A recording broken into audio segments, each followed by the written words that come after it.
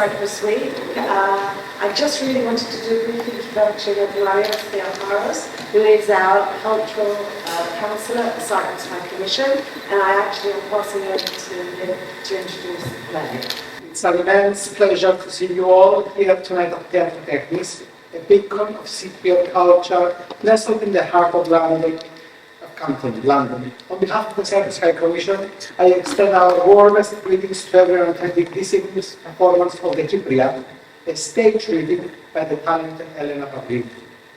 We are proud to be co-sponsoring this event as it takes place during Cyprus Week, a time dedicated to commemorating 50 years of European invasion and occupation of Cyprus. This week is not only a remembrance of the trials of IRA has faced, but also a celebration of the resilience and spirit of the Cypriot people. Through arts and culture, we strive to keep our history alive, share our stories, and foster a deeper understanding of our heritage. The Cypria is an absurd satirical play that brings life to the epic tale of Stasinus, the semi-legendary poet of Cyprus, whose dreams and works have been lost to history.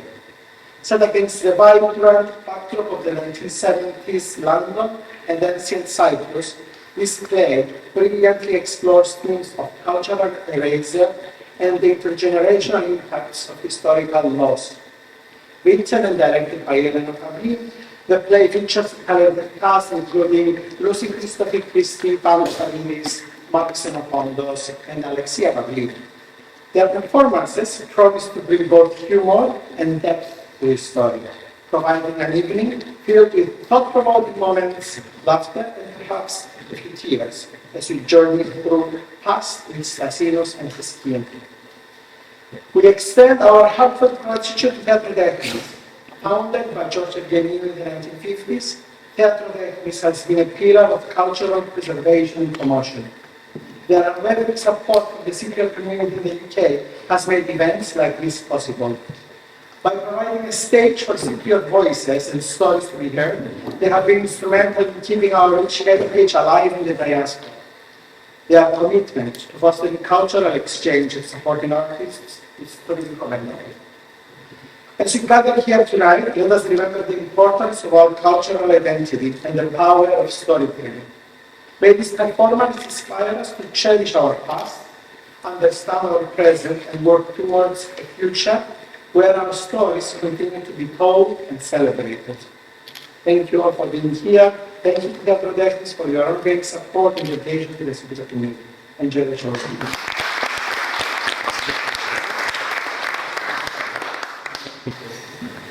Welcome, dear friends. Welcome. But please beware. This here tale that we shall elocute is one of ancient truth and modern thought alike. Though some may be familiar, some unknown, some jovial, sad, and some in between. Know that through laughter, thought, and tears as well, we shall explore the many tales passed on through time. Some true, some false, and some uncertain too. We will attempt to not upset the gods. From this here day to centuries before, the story of Stasinus, friend, forefather, and compatriot, is one of much dispute.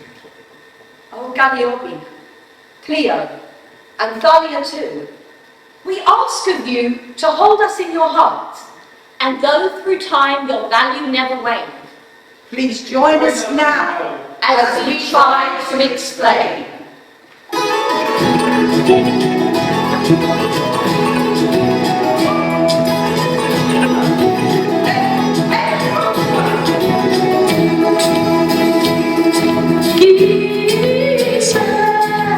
Act 1, a dance from 2004 all the way back to 1974. The war and chaos has infiltrated our beloved island. Persistence fills our heart. From shipping heirs to the descendants of landlocked peasants, like the writer of this here tale. Our Cypriot spirit perseveres. Though through song, through dance, through gossip, and Hallelujah alike, we stand unperturbed. Enter the notorious Stella Stylianou. Order in the court. Quiet, please. Order in the court. The Cyprus problem, the Cyprus conflict, the Cyprus issue, the Cyprus dispute, the Cyprus question. What is the question? What is the question? A war by any other name is still a war. Bear with me for a moment. Cast your mind back. Imagine. It's January 1974. Uncle Lefteri had already made his way to London. He was always ahead of the game. And let me tell you, that guy had a great head of hair. In fact, according to his third wife, Androulla, he turned instantly grey only 3 minutes before he died. Until that moment, Lefteri had a thick black shock of Elvis hair.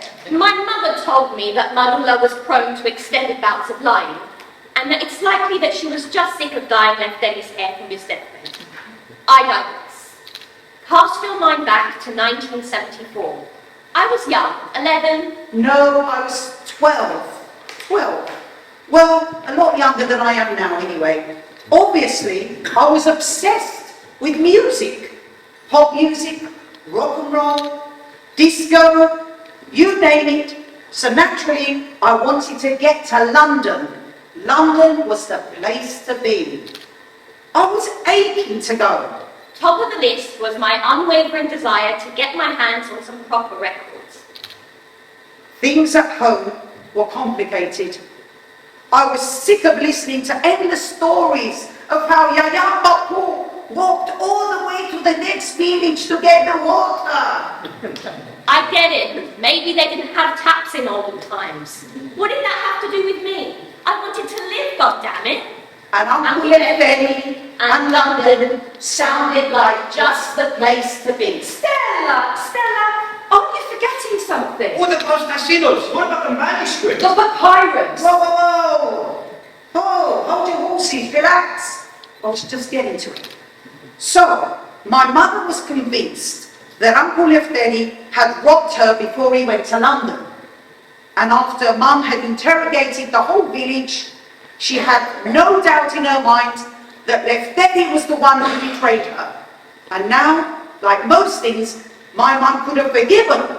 Emphasis on most. But what Uncle Lefteri had stolen from her was more than a spidagi made of solid gold. Oh no. What did Uncle Lefteri steal? Tell us, Stella, what terrible act of betrayal did he commit? Give me a break, I'm getting to it.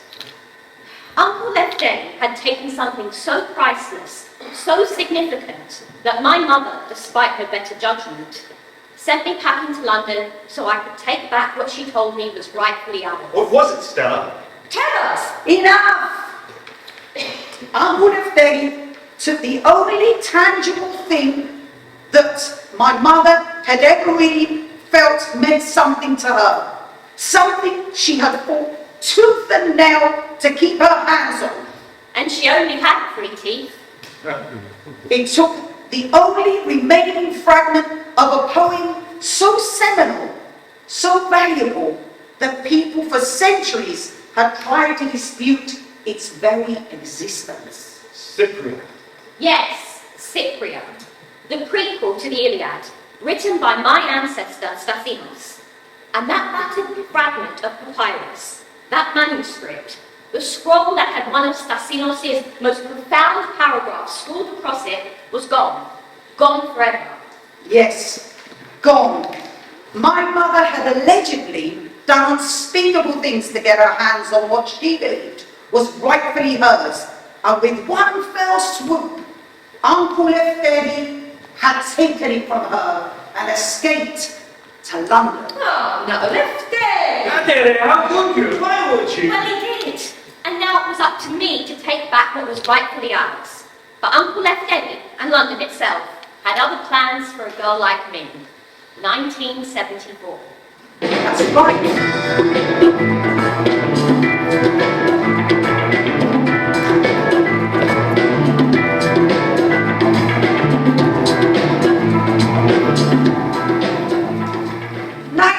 '74, but it was a year of so much turmoil for so many of us.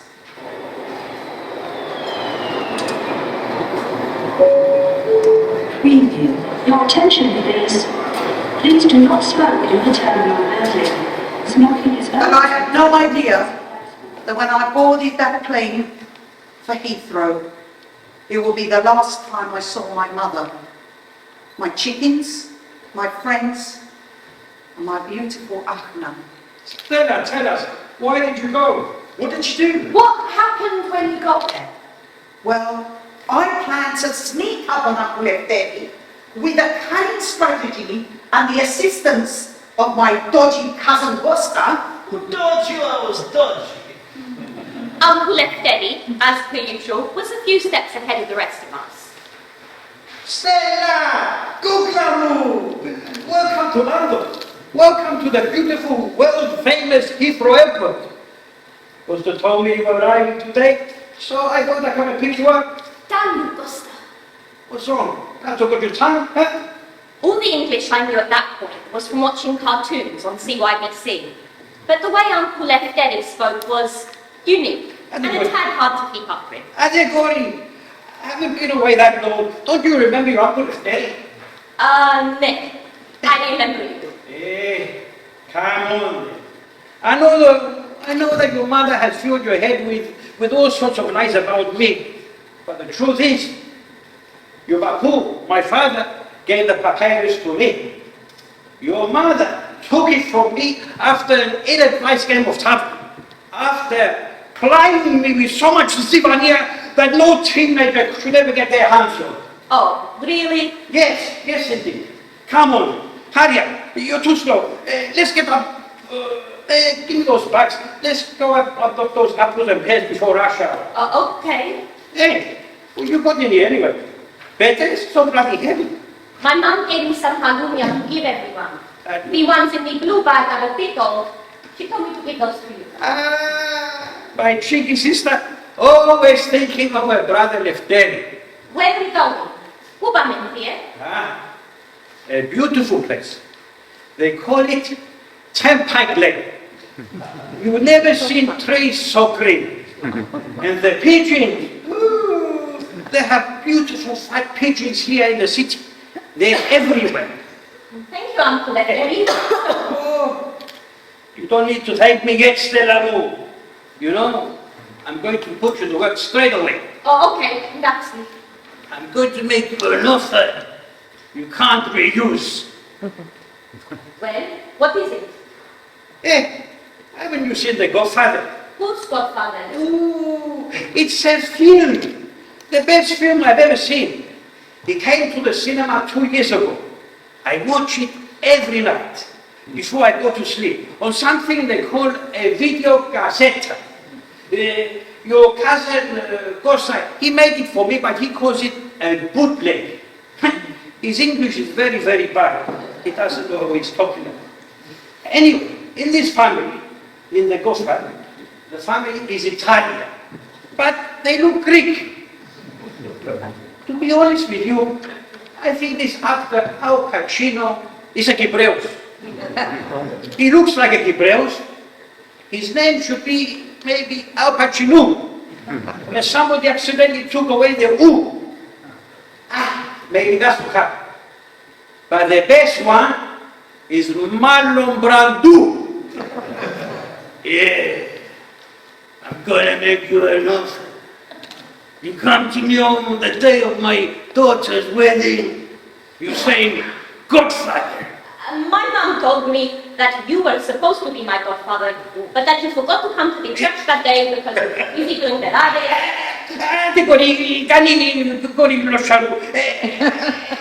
You're correct. I was very busy to come to the church that day. I had to walk all the way to Famagusta just to tell a woman I don't love her anymore. That seems reasonable.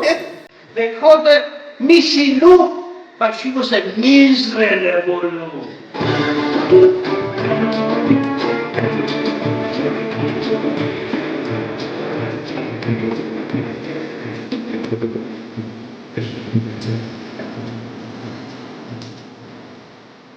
Lefteri, I'm so happy to see you. Wait, you better calm down. I thought you better hear it from the donkey's mouth. I'm sorry, but I don't love you anymore. I'm breaking up with you. Why are you breaking up with me? Well, I'm sorry. I'm actually not sorry. You're an overreactor. And your overreacting probably has something to do with the whole me not loving you anymore type of thing.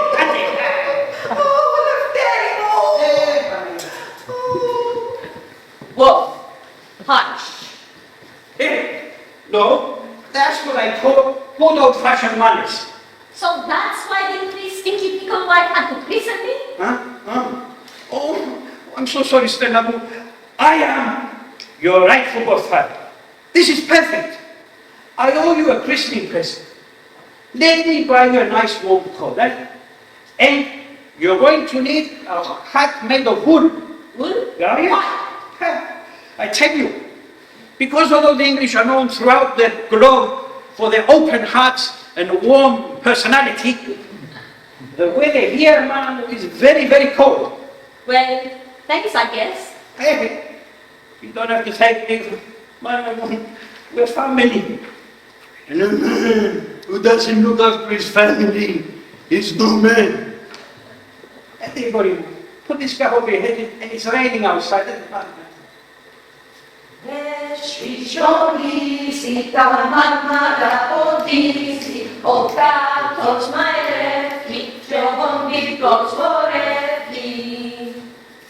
Leave Stella and Uncle Letty aside for a moment. Cast your minds back to the late 7th century BC.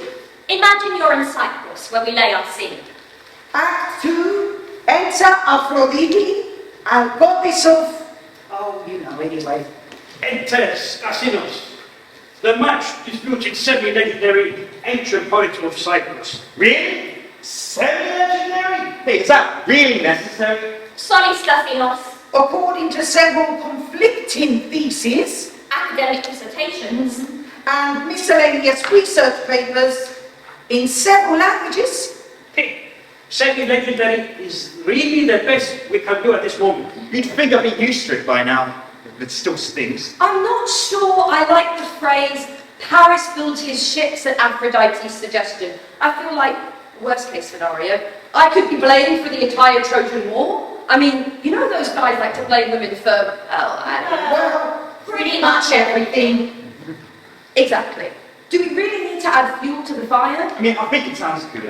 I mean, according to you, the war was kind of your suggestion. Well, sure, in a roundabout kind of way. And that's what I'm saying. I'm just trying to give credit where credit's due, Aphrodite. Well, I appreciate that. Of course I do. It's just, on the one hand, they deify me, and on the other, they question my intentions. I mean, why can't they just let me be? I'm just a simple goddess born of the ocean's foam, dancing betwixt this realm and the next, just trying to spread love and joy. I know. Do you? I mean, I'm not saying you don't empathise, but you don't really know what it's like. Point here. Look, Calliope says the same thing. On the one hand, she has to deal with all the pressure of being her father's #1 muse, which is awkward, you know. Right, yeah. Yet on the other hand, she constantly has to justify herself and prove every single suggestion she makes. Sounds like it's getting serious. I guess it is. Oh, come on, I want details. Really? Of course. Hello? I mean, love and relationships are kind of my area of expertise. Well, honestly, I really want to marry her. But there's this whole difficult situation with her dowry. I mean, we all know Homeros is an eccentric guy, he's wildly talented, without a doubt, but the guy is just terrible with money. I mean, he can't take a black man to save his life. Every time he gets paid for a poem, he just blows it all on stocks of papyrus and sweet honey wine. I blame Dionysus. That guy's a real piece of work. And the ridiculous thing is, I mean, I don't even care about the dowry. I love her with all my heart. And I just want to marry her. But she's kind of traditional that way, you know? She feels that if Omeros doesn't pay later on the diary, then it will come up in arguments further down the line. Arguments further down the line, how so? You know, regular everyday stuff like, oh, Stasinus, can you please wash the dishes? And then I might come back with something like, well, why should I have to wash the dishes when your father didn't pay me a dowry? You know, that kind of thing. That does sound like something you would say. Does? You can be rather petty at times. Petty? When? At times, only at times. Okay. Especially when you're stressed out and on a deadline. I'm just being honest. You're right. You're right. And I know you're right. But I have an idea. Well, I'm all ears. I can tell you all the help I can get. So this epic poem of yours, Cypria. yeah, that's it, Cypria. In my not so humble opinion, I think it's a lot better than the rest of your work. What's wrong with the rest of my work? Nothing. Cypria's just more sophisticated, more romantic. But there's so much more I want to do with it. You know, I really want to build up the narrative. Really build the suspense right up until the trial. And you will. But what I'm saying is, I think you could really gain Omenos' respect with this one. You don't think he respects me? No. I'm listening. If you somehow convince Omenos that he's inspired you to become a better writer, But he hasn't. do you want to marry Galliopi or not? Of course I do. Then please, just take my advice. Chaos. If you somehow convince Omenos that he's the one that inspired Cypria, Yes. you could give him some kind of a co-writer credit, and then Then what? you can suggest that Cypria is the only dowry he needs to lay down. Whoa, wait. Yes. So let me get straight. I give almost partial credit for my work Yes. when he's literally had nothing to do with it, so he can then give it back to me as dowry for Calliope's hand in marriage. Yes, That makes little to no sense. I know. Love can make you do crazy things. I mean, it's a ridiculous suggestion. Do you really truly love her? I really do. Then I think you've just got to take a chance on love and go for it. Stasinus, wait! Stop! Don't do it! Don't listen to Avrobidi's highfalutin romantic ideas. What he cares about is love. What about your work? What about your literary standing throughout the ages? Your work could transcend time and space, but love can vanish in an instant. Who asked your opinion anyway? Lots of people. Zeus, have you heard of him? I'm so confused. I mean, on the one hand, I really love him. But do you really think that my writing can transcend time and space? Yes! Yes, we do! You could be a legend in your own right, Stasinus. You've got great potential. You could be the greatest poet of all Cyprus, a poet for the ages. Don't listen to them, my friend. They don't know the first thing about true love. I practically invented it. I need a day or two to think about this. You're not the only handsome young poet in the land. What makes you think Galliopi's going to hang around and wait for you to get your act together? I just need more time. I mean, you make it sound so easy, Aphrodite, but it isn't. It is simple. Are you really going to prioritize words on papyrus over your one true love? Well, when you put it like that. Love is all you need. All you need is love. I got nothing. You? No, Oh, she's good. You're right, but I'll head over to Omos now and make him an offer he hopefully won't refuse. and so it was said. So it was written. And so it was. Oh, Stasinus, blinded by his one true love, Galliopi. Galliopi, Sweet Stasinus. taker of ill advice. Worship of Aphrodite.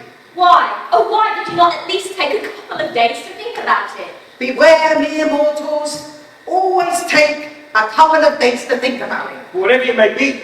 And always remember, Never ever forget. though our dear Stasinos was happy with Galliopi, For many suns and many moons. She ultimately dumped him for Apollo. and was it worth it? The gift of impermanent love in place of global literary canonization? Was Galliopi's love worth more than the respect of his peers? No. To be reduced forever throughout the ages as merely a semi-legendary when the words of the Cyprian poured out from his very soul. When it was he who came up with the genesis of the Iliad, only to have his work minimized as a lousy postmodern sequel? No, Stasinos! Why, Stasinos? Oh, how your descendants will suffer the consequences of your haphazard, heart-bound choices. We did the best we could.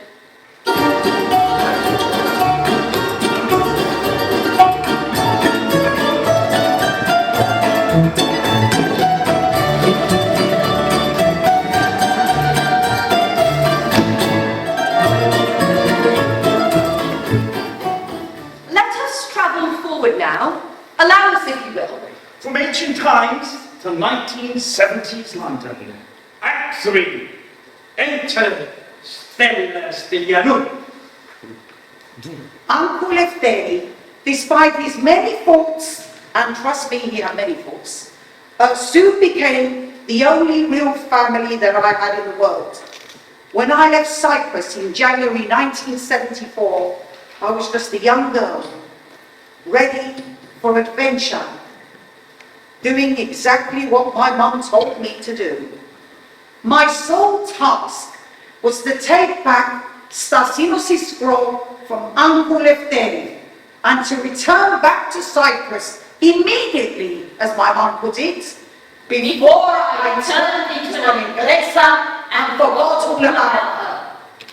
Before too long, and after several viewings of The Godfather, which I loved just as much as Uncle Lefteri told me I would, my uncle confessed that he had sold the papyrus to a man named Robert Smirk, who worked at a place called the British Museum. Robert Smirk, pleasure to make your acquaintance. I just adore Cyprus. The Kupepia, the Moussaka, the Rembetico, the artifacts, the people. Uncle Lefteri told me that he had a difficult time finding work when he first got to London, and that his chance meeting with Mr. Smirk at an underground poker game in Soho must have been arranged by the courts. He begged me not to tell my mother what he'd done and promised that once he'd earned enough money, he'd go back and find Robert Smirk and pay him 2 or 3 times what he'd paid and sold Stasinus' papyrus for in the first place. And I believed him. Yeah. My Uncle Lefteri was far from perfect, but he was a man of his word. When he told me that he'd get that papyrus back by any means necessary, When he told me that he'd make Robert Smirk an offer he couldn't refuse, I had no reason to doubt him. Only there was a catch, a problem, I'd say. The man who claimed to be Mr. Robert Smirk from the British Museum was none other than the actor and part-time gangster John Bindon. It's true, innit? Bloke's got to do what bloke's got to do, innit? Truth is, Bindon wasn't all that bad. He wound up feeling rather guilty for tricking my uncle. Unfortunately, according to Bindon, a Greek shipping magnate by the name of Aristotle Onassis had snapped up the papyrus for a hefty sum. Name a price. Any price. You want money? A boat? Access to some of the best saganaki this side of the Mediterranean? You see, when Bindon tracked down this Onassis, and I really believe that he did, Onassis claimed to have no idea what he was harping on about. I have no idea what you're harping on. Get away from me, Mr. Pig. I have friends in very low places willing to commit high crimes, if you know what I mean. So Uncle Lefteri was back to square one. To tell you the truth, if there was a square before square one, that's where I would be. he refused to let me go back to Cyprus empty-handed and quickly convinced my mum to let me stay in London while he had to go tracking down the Onassis through some Cypriot sailors he knew that made their way to Athens. After another dead end, by the time July came round, I had all but lost hope of finding this Onassis or the papyrus. I was trying my hand at making counterfeit halloumi cheese. I was only a kid, but I accompanied my uncle to every deli and restaurant this side of the Thames, pretending to be his daughter, charming customers as they bought buckets of what was mostly baking soda mixed with vegetable stock and just discount gelatin. Oh, come on, Daddy, come on, Lefteri. Enough of these halloumi malagueas of yours. And last week, my Kenyan was sick for a week after eating your halloumi. I could have made it better myself. Ate Chrisostomou, that was last week. I've improved my sindagi. Ate kumpare, please buy a bucket. How else am I going to pay for the little one's tap dance classes, huh? Tap dance classes? Are you going to? Everybody, show him the elephant dance. I think you...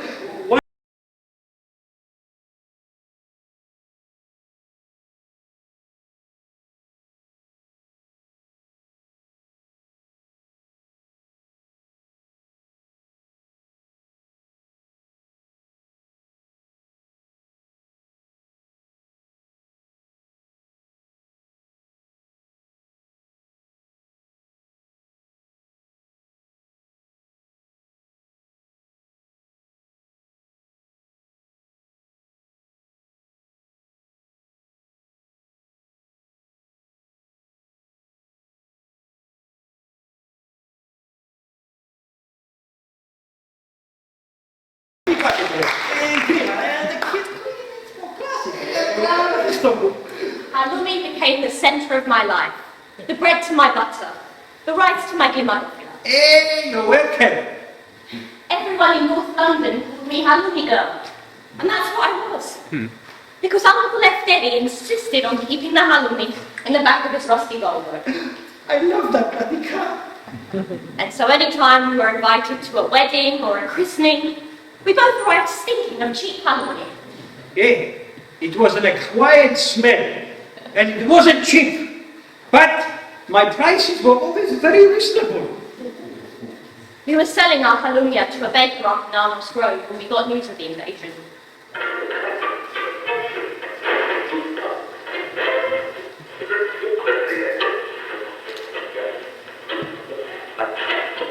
I never got a chance to speak to my mother again.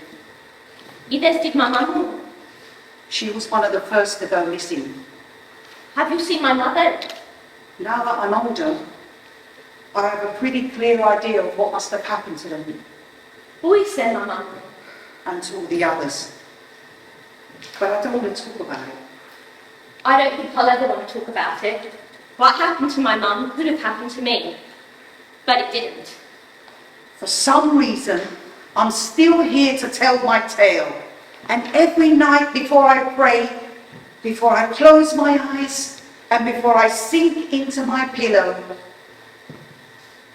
and the warm hug of my bed, I thank my ancestor Stasinus for writing a poem so profound, so important, that my mother sent me all the way to London to retrieve it. They saved my life. And for as long as I live, I'll never give up the chance to set my eyes on the Cypria that saved me. But once again, I digress. 1974.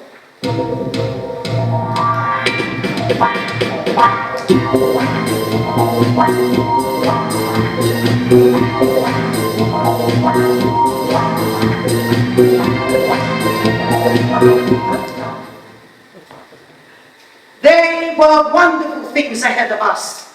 Fast forward to 1977, Jubilee celebration. The first commercial flight, Concorde. The first Apple II computers go on sale. Thanks for that. 1977. I was now 15 years old, and Saturday Night Fever was about to hit our screens. But this time I was the crazed fan, dragging Uncle Leftetti to the Odeon so I could sneak in and watch it just one more time.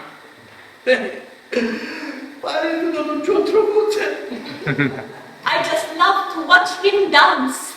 Speaking of Uncle Leftetti, well, just to say, he had set me up for life. Even if I didn't know it back then, the halloumi business was booming. And even if people occasionally complained about the effects of our less than exquisite product, by the time it was my 16th birthday, we had expanded to Manchester, then Scotland, Wales and Scunthorpe. In our own unorthodox way, we were thriving. Rewind a moment, if you will. For back in the late 7th century BCE, our dear Stasinus, much like Sisyphus before him, has a major hill to climb. A mountain to mount. The legendary poet to convince. Act 4. Enter Stasinus and Aphrodite. I wish I had my gallons with me, exploring so easily today. Here we go again. she clothed herself with garments which the Graces and hours had made for her, and dyed in flowers of spring, such flowers as the seasons wear in crocus and hyacinth. When you say crocus and hyacinth, what do you mean exactly? Done yet, he's almost in the flow. Wait a minute.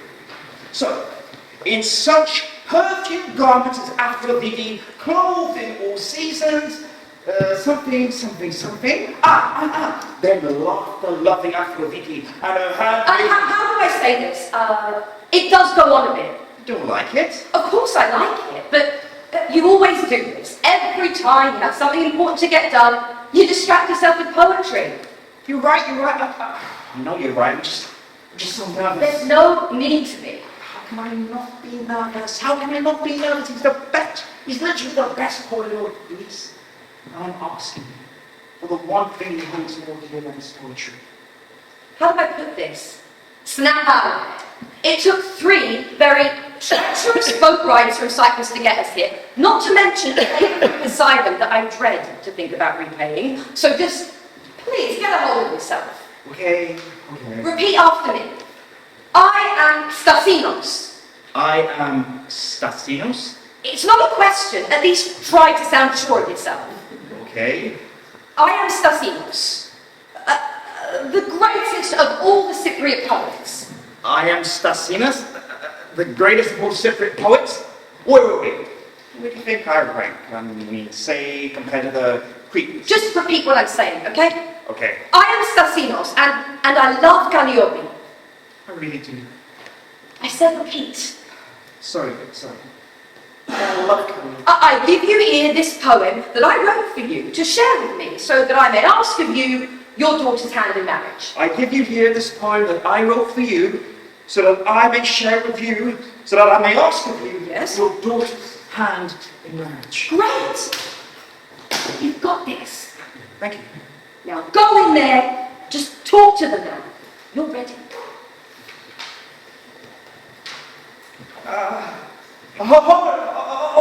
Sir, it's been too long. What did you do?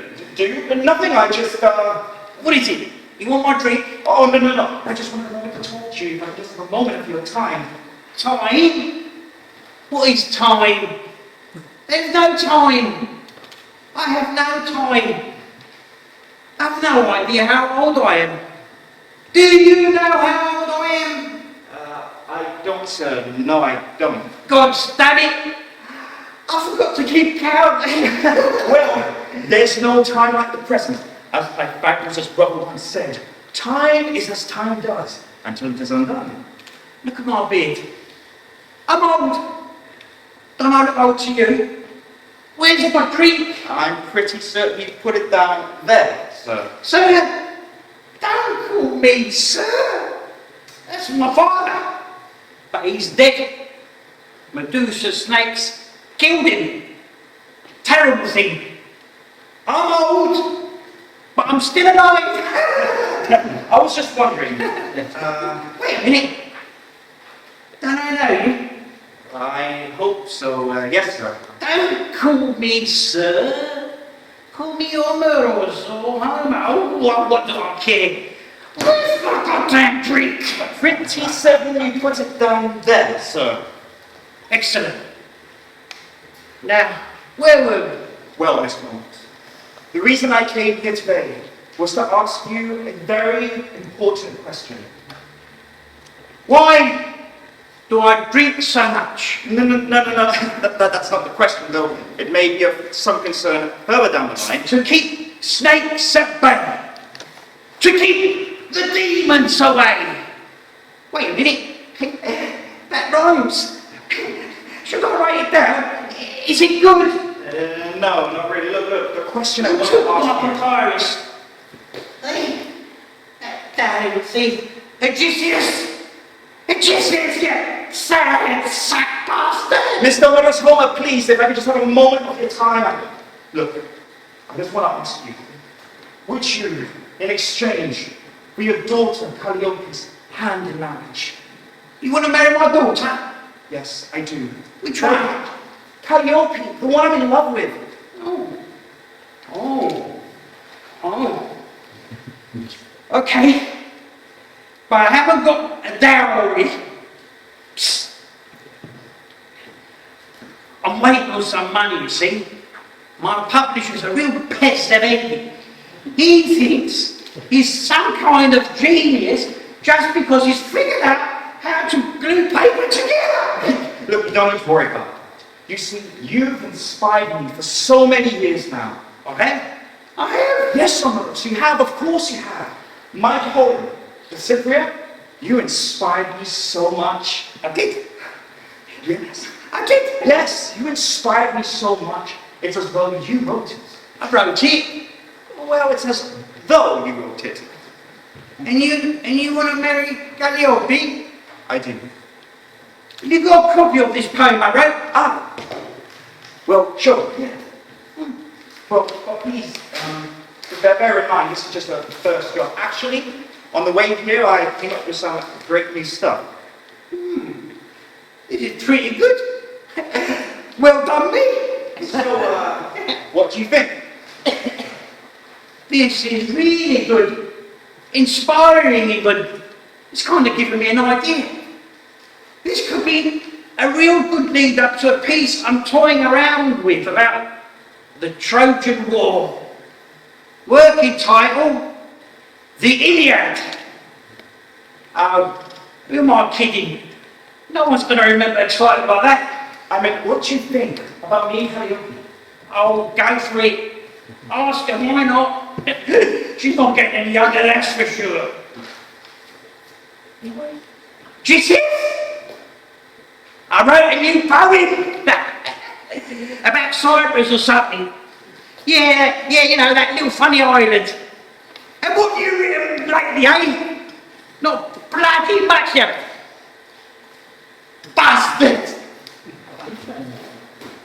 I think that went pretty well. Allow us to guide you into the future. 2004.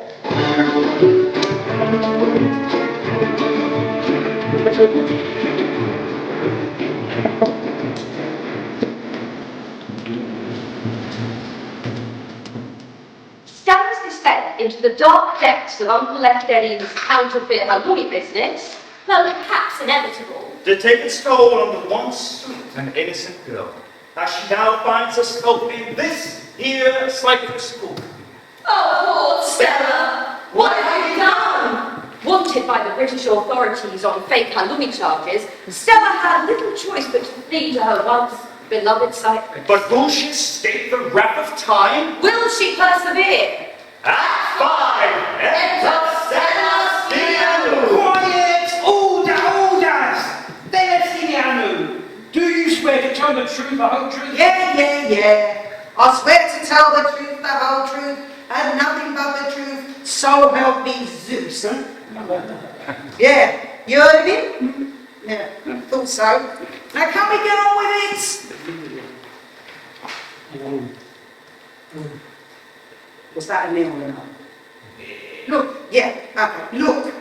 If what you really want is to hear about the whys and the wherefores, then what I have to say might not be of interest to you after all. But if you really want to know the truth, then you put up your braga and get ready. Needless to say, I've done some bad things. Yeah. Okay, some very bad things. But I really don't think that fake Hellenic is what this is all about. And let's get real at it. It's not like I did all of these things out of the blue. It was a sort of supply and demand type of situation, and I supplied to the people's demands. And I've got to tell you, for fake Hellenic, it was pretty good. I mean, have you tasted the crap that they're selling nowadays? But you can't honestly tell me that the charges I'm facing today have anything to do with the distribution of that fake, delicious salty cheese. The British authorities have been out to get me since before I could speak proper English. Order, order! I just never thought I'd see the day that the Cypriot authorities, my own people, would turn against me.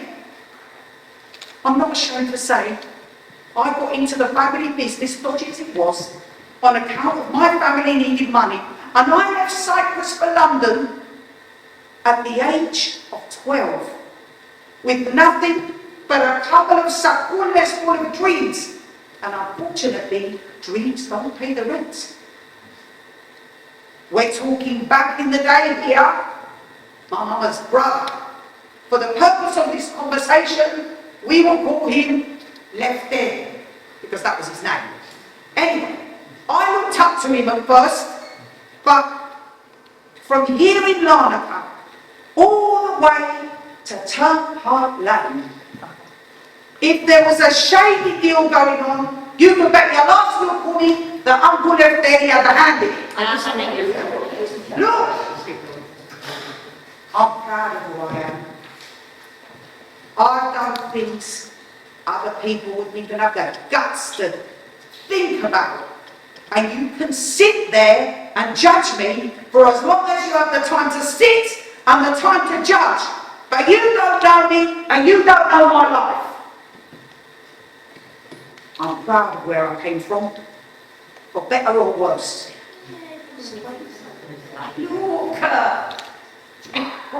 it's not like ever since I was a little girl, I always dreamt of starting up a counterfeit and Louis business. But you know, fishmongers, they go into the fishing industry, and you know, people that are dentists, they go into the dental industry, and most rich kids, well, most rich kids have rich parents, so anyway, that's how come they are rich. It doesn't take a genius to figure out how and why I got into the things that I did, and how I came to be very bloody good at them, if I say so myself. Here's the thing. From as far back as I can remember, we're talking baby teeth here, as far back as I can remember, from Bafos to Timbuktu, every Cypriot worth their dynamite knew my family was so messed up.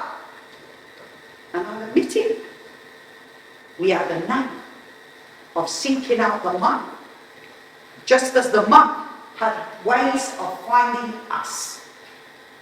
And it all comes back to Stasinus. Yeah. My great-great-great-grandfather, a few million times removed. Yeah, give or take a million. Stasinus. Esto de abrir matahuegras. Chegava a ser exílio. There was a time when the countless tribes of men, although wide disturbed, oppressed the surface of the deep-bosomed earth, and Zeus saw it and had pity, and in his wise heart resolved to relieve the all-nurturing earth of men by causing the great struggle of the Ilian War. Order! Stasinus! He wrote that. Yes, Stasinus. You still not believe me, huh? No. No. Nothing but our family legacy constantly thrown into question. We're talking ancient intergenerational trauma here. It's why Uncle Left There and the rest of the family had no choice but to turn to a life of crime and rebellion. Vamos a decir. And can you even imagine how Stasinus felt? Imagine creating one of the world's seminal pieces of literature Probably even came up with the word seminal, for all we know. Yeah. And only to be questioned and doubted until the end of time by a bunch of academics who probably couldn't even find Cyprus on a map.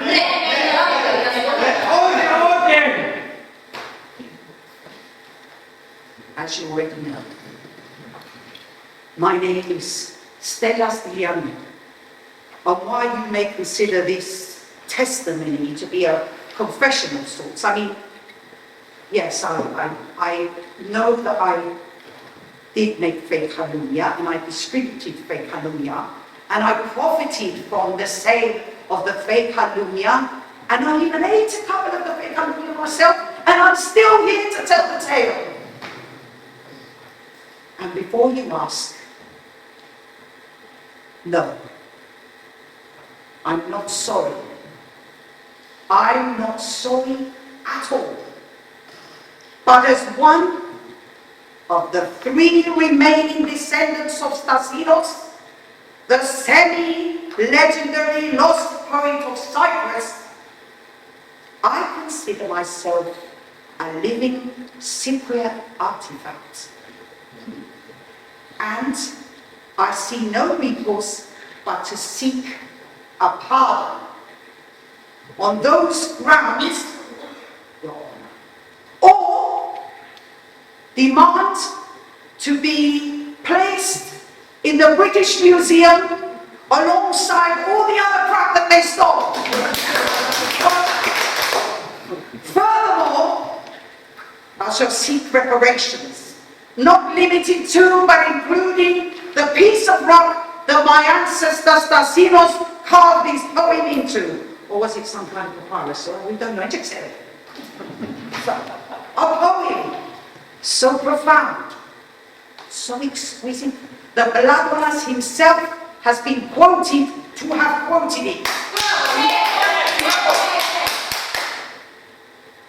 Of Zeus, the author and creator of all these things, You will not tell, for where there is fear, there is also shame. Well, I leave you with this epilogos. I'm not afraid, and I feel no shame. And I couldn't have said it that myself. I rest my case. Friends, Cypriots, Cypriot friends! An epilogue of sorts. though this is not the end of this here tale, We shall not leave you waiting anymore. But if you care about what next occurred, In this here courtroom, where we will conclude, fret not, dear Stella did in fact triumph.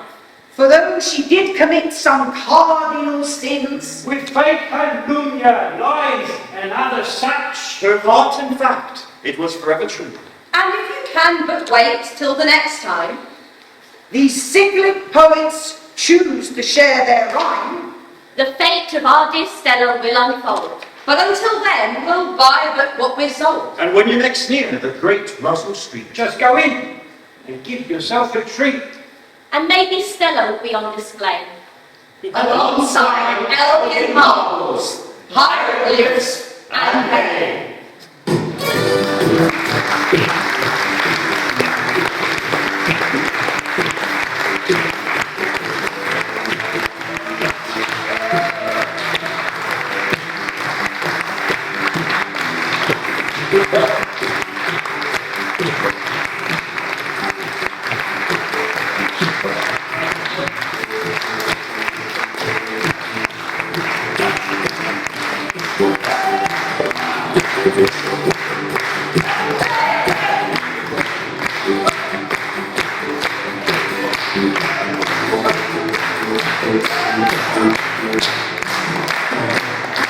Thank you.